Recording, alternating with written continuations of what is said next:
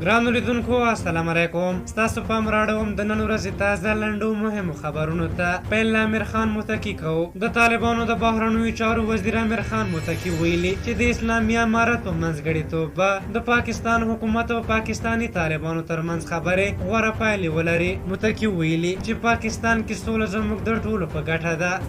د کابل د تیرې ورځې چاودنه چې د دشتې برچي سیمې اړوندو کې په یو ټونس موټر شوې وه، خبریال او ژورنالیست حمید ساغیاني هم پکې وژل شوی.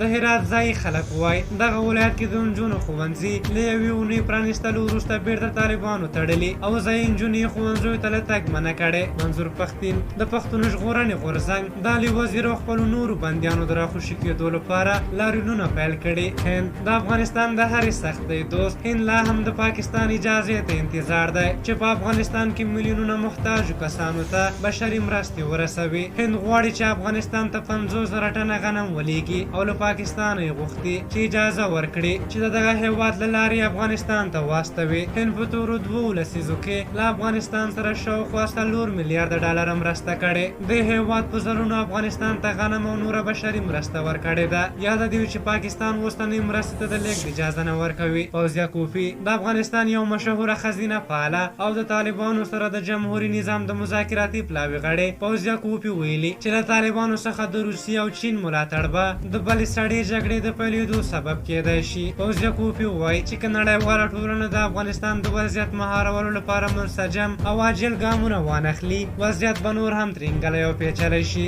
سمیع سادات د افغانستان د پرځول شوي جمهوري نظام یو مخکښ جنرال سمیع سادات ویلي چې القاعده ډله په افغانستان کې په شدت سره د بیرته فعالېدو په حال کې ده. په طالبانو بیا تل ویلي چې له نورو ډلو سره اړیکې نه لري او نه هم دلته نورې ډلې فعاله دي او نه هم نړۍ ته له افغانستان کوم خطر مواجه دی. په هر حال دا د نن ورځې تازه لنډ او مهم خبرونه. تر بیا چې ستاسو پر تر ازم پرې بخښونکي خدای مسپارم. د الله په امان.